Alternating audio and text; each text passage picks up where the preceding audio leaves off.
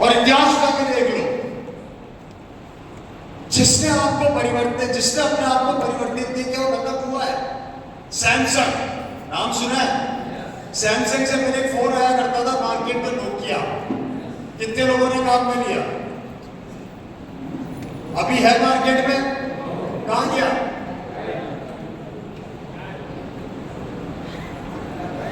कहां गया? क्यों? परिवर्तन नहीं किया, अपने आप को परिवर्तित नहीं किया। Right sir?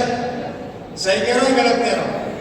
हेलो, HFD घड़ी का नाम किस किसने सुना है? आपको शायद याद होगा, आपके दादा परदादा बोला करते होंगे मेरे पास पहले HFD घड़ी हुआ करती थी। वो घड़ी कहां गई? ऐसे एक जमाने में काम चला करता था पेंजोन। आप में से कई लोगों ने नाम भी नहीं सुना होगा। सुना है क्या पेंजोन का? नहीं सुना, खत्म हो गया। MSF ने नहीं बदला, खत्म हो गई। Right sir? मैं आपको ये समझाने का प्रयास कर रहा हूं कि दुनिया तेजी से बदल रही है और जो तेजी से बदल रहा है उसको स्वीकार भी कर रहे हैं। आप इतिहास में देखिए, iPhone 15 लॉन्च हुआ, 16 मार्केट में आया नहीं, उससे पहले बुकिंग चालू हो गई और बुकिंग चालू होते होते उसने पूरे मार्केट को क्रैश कर दिया। मतलब फोन की कमी हो गई, लेकिन पेमेंट देने वाले लाइन लगा के खड़े हैं। क्या बोला मैं? पेमेंट देने वाले लाइन लगा के खड़े हैं, पर मार्केट में फोन अवेलेबल नहीं था। 17 आने वाला है, अभी से लोगों ने तैयारियां कर ली है, 2-2 लाख रुपए जेब में लेके घूम रहे हैं कि जिस दिन 17 लॉन्च होगा सबसे पहले मैं लूंगा। परिवर्तन कर रहा है वो, और उसी परिवर्तन की वजह से हम लोग उसको स्वीकार करते चले जा रहे हैं। Right sir?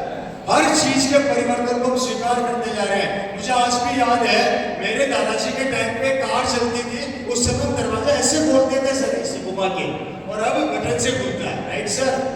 हमारे दादाजी परदादाजी के समय में आप देखेंगे उस समय क्लच हुआ करता था कारों में, क्लच दबा के गियर लगाते थे, और अब आपकी जो गाड़ियां आ रही है उसमें क्लच गायब हो गया। एक जमाने में पेट्रोल डीजल डाला करते थे, अब क्या डाल रहे हैं? बिजली डाल रहे हैं।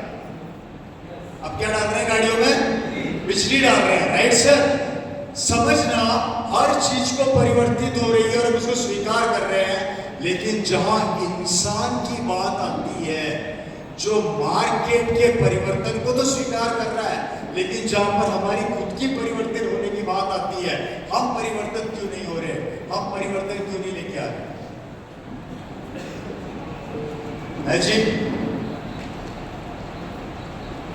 आज से 50 साल पहले भी हम नौकरियों के पीछे भाग रहे थे, आज भी नौकरियों के पीछे भाग रहे हैं। आज से 50 साल पहले भी हम दुकानें खोल के बैठे थे, आज भी दुकानों के पीछे भाग रहे हैं। आज से 50 साल पहले भी हम एजुकेशन लेते थे, आज भी एजुकेशन ले रहे हैं। काम हम वो का वो कर रहे हैं, तरीके हमारे वो की वो है। उसमें परिवर्तन क्यों नहीं आ रहा? और उसमें परिवर्तन क्यों नहीं लेके आ रहे? मुझे बताइए।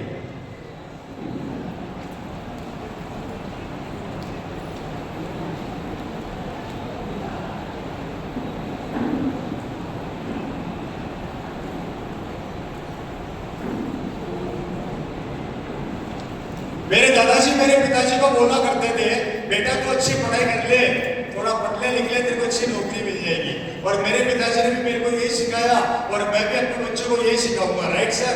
और ये परंपरा वर्षों से चली आ रही है, इसमें परिवर्तन क्यों नहीं आ रहा?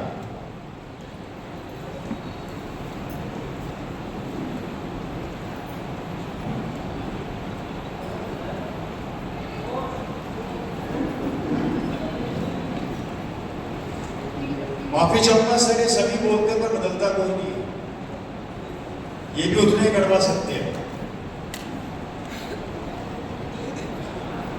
हर आदमी शुरुआत करने से डरता है। आपको सब चीजों में परिवर्तन चाहिए, लेकिन इंसान की सोच की बात करो तो उसमें परिवर्तन कभी आता ही नहीं है, वो लाना ही नहीं चाहता। और इसका तरीका कारण ये देखिए, समझना, बहुत इंपॉर्टेंट चीज समझा रहा हूं। हेलो,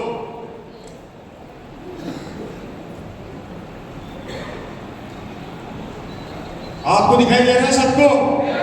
मेरे दादा परदादा नौकरी करते हैं या आपके दादा परदादा नौकरी करते हैं, तो वो बच्चे को क्या सिखाएंगे? नौकरी। बच्चे को क्या सिखाएगा? नौकरी। ये परंपरा वर्षों से चलती आ रही है, राइट सर? बिजनेस करते हो, आप अपने बच्चे को सिखाओगे बिजनेस, ये अपने बच्चे को सिखाएगा बिजनेस। ये मेन काम है जो आजकल मार्केट में हो रहा है और वर्षों से हो रहा है। और तीसरी है खेतीबाड़ी, जो भगवान के भरोसे बैठी है। अगर बारिश हुई तो ये बेचारा जिंदगी में सरवाइव करता है, बाकी ये हमेशा उसके भरोसे बैठा रहता है। मतलब मेन दो चीजें, या तो नौकरी कर ले या व्यापार कर ले, अगर तुझे लाइफ में आगे बढ़ना है। यही होता है, यही होता है सर।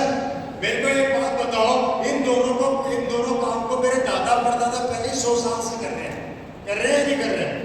अगर इस काम को करके मेरे बाप दादा करोड़पति नहीं बन सके तो मैं कैसे बन जाऊंगा? और मैं नहीं बनूंगा तो मेरे बच्चे कैसे बन जाएंगे? जरा समझो।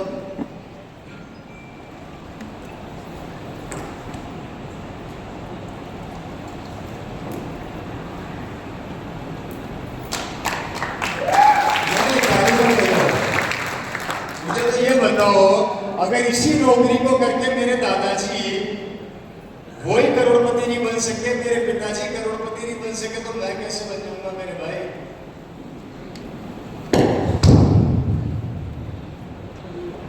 और जो बिजनेस आप कर रहे हैं,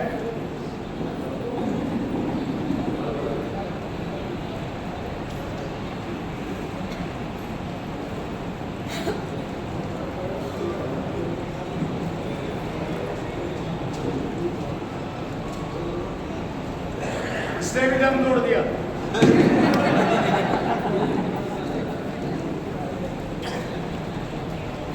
बात समझ में आ रही है?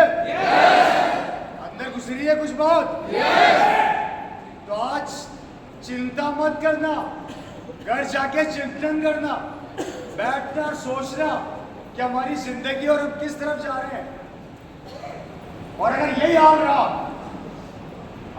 हाल रहा तो 2030 और 35 के अंदर, माफी चाहता हूं, न नौकरियां बचेगी, न दुकानें बचेगी, न काम धंधे बचेंगे, और हमारे आने वाली जनरेशन सड़क के ऊपर घूम रही होगी। और कारण अभी बताऊंगा।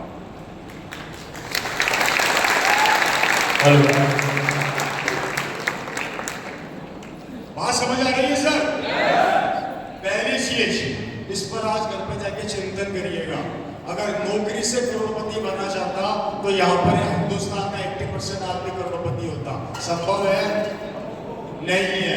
व्यापार करने से अगर करोड़पति बना जाता तो याद रखो, पुराने मगरमच्छ जो 100 साल से मार्केट में बैठे हैं, वो नई मछली को पैदा होने नहीं देंगे, उससे पहले खा जाएंगे और खा रहे हैं,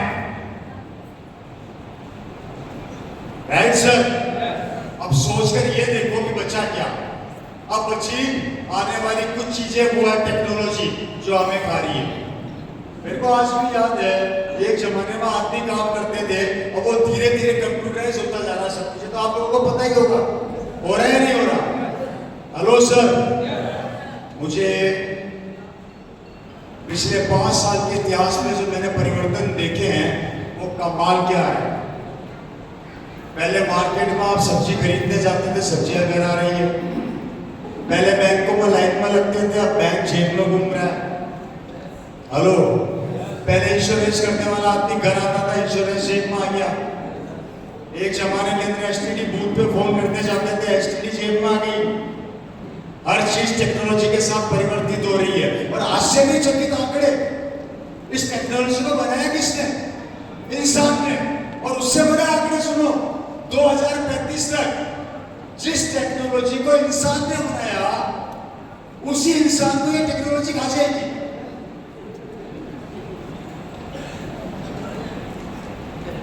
उसी इंसान को ये टेक्नोलॉजी 2035 तक खा जाएगी। क्योंकि इंसान काम करता है 12 घंटे, और 12 घंटे काम करके 15,000 कमाता है। लेकिन रोबोट तो 24 घंटे काम करेगा, सैलरी नहीं देगी। अब जब सैलरी जाएगी नहीं तो आदमी काम करेंगे, रोबोट काम करेंगे। रोबोट काम करेंगे, और जब रोबोट काम करेंगे तो रोबोट को बनाया किसने? आदमी ने। और आदमी खुद के लिए खड्डा खोद रहा है कि भैया टेंशन मत लेना, अपनी बर्बादी का सामान तैयार कर रहा हूं।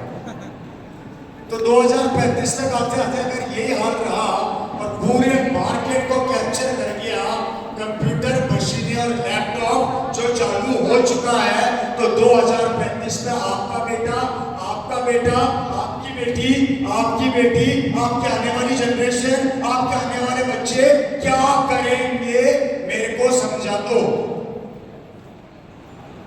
आप ये सोचते हैं कि आपने अपने बच्चे को 95% से पास करवा दिया, टेंशन मत मानना, दिल्ली चले जाओ, 96 वाले सड़क पे घूम रहे हैं। एक जमाने के अंदर बेरोजगारों की लाइन लगती थी, अब तो कंडीशन ये हो गई कि पढ़े लिखे भी सारे लाइन में लग रहे हैं। 98% लेके भी उनके पास काम धंधे नहीं है।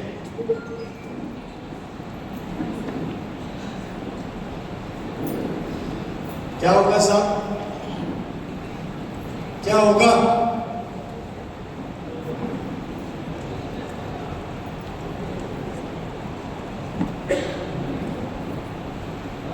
एक क्लास में 50 बच्चे पढ़ते हैं, 40 बच्चे कमजोर, 10 बच्चे इंटेलिजेंट। ये 10 बच्चे वो बच्चे हैं जिनके पास कमाल की नॉलेज है, जिनका आपका सबका बेटा है, मान लो। ये सब 98% से पास होने वाले बच्चे हैं 10, क्योंकि हर बच्चा तो इंटेलिजेंट हो नहीं सकता ना सर, नहीं होता ना। ये 10 बच्चे इंटेलिजेंट है, जो आप ही के बच्चे हैं, 98% से पास हो गए। आपको अपने बेटे पर बहुत घमंड है, मेरा बेटा 98% से पास हुआ। अब दिखाता हूँ क्या होगा। ये 98% के 10 बच्चे सरकार के पास गए कि मुझे काम दे दो। सरकार ने वैकेंसी निकाली एक, क्योंकि बड़ी वैकेंसी हमेशा एक ही निकलती है, राइट साहब?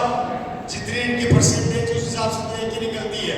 अब ये 10 बच्चों पर लड़ाई चालू, मैं लूंगा, मैं लूंगा, मैं लूंगा, मैं लूंगा, मैं लूंगा। बताओ किसको देगी सरकार? 10 के 10 को दे देगी? ओके, इन 10 में से एक को दे दिया, कितने बचे? इनका क्या होगा? अब इनको तो पकड़ो पकड़ो, ये 40 बच्चे भी तो लाइन में, इनका क्या होगा?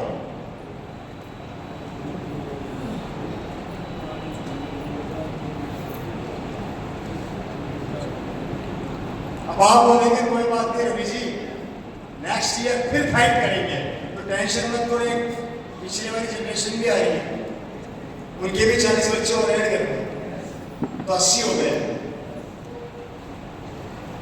अब मेरे को इतना समझा दो, 98% लेके भी आपका बेटा डिग्री लेके मार्केट में आज की तारीख में 50,000 की नौकरी के लिए अगर वो घूम रहा है, तो मेरे को ये बताओ कि 2035 तक उसके बच्चे या वो आने वाले समय में सरवाइव कैसे करेगा, जबकि हालात ये हो गए हैं अच्छे परसेंटेज लेके पास होने वाले बच्चों को भी काम धंधे नहीं है, तो हमारे बच्चे तो फिर भी एवरेज है, उनका भविष्य कहाँ जाएगा, वो क्या करेंगे?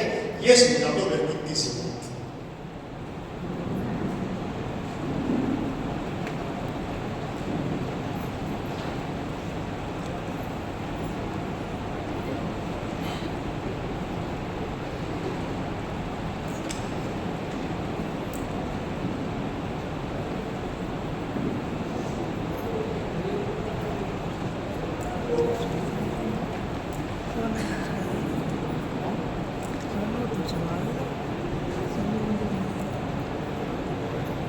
गलत तो नहीं कह रहा सर?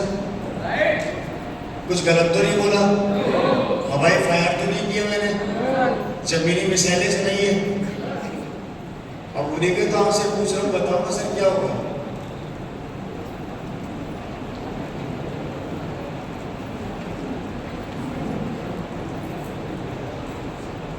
कहां से लाओगे काम? कहां से लाओगे नौकरियां? कहां से लाओगे बिजनेस? कैसे सरवाइव करेंगे? 150 करोड़ हो चुके हैं, 2030 का आंकड़े बोल रहे हैं 270 करोड़, और 2035 को हम 200 करोड़ क्रॉस होने वाले, मुबारक हो।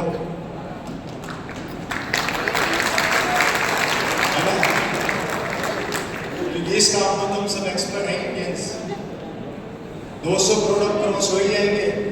200 करोड़ क्रॉस होने के बाद इतने काम धंधे बचेंगे नहीं, और जो बचेंगे वो इतने इंटेलिजेंट और इतने एडवांस होंगे बच्चे हैं कि उनको तो काम मिल जाएगा। मतलब कि बच्चे कंपटीशन फाइट करेंगे, 10 काम मिलेगा एक को, 99% बच्चा, 99 बच्चे सड़क के ऊपर घूमेंगे अपनी डिग्रियां, अपनी क्वालिफिकेशन लेके और अपनी एजुकेशन लेके, जिसके आंकड़े आज मैं आपको गिना देता हूं। इंडिया के टोटल यंगस्टर्स के अंदर 10% यंगस्टर आज की तारीख में डिप्रेशन का शिकार है और उसके 2.5% यंगस्टर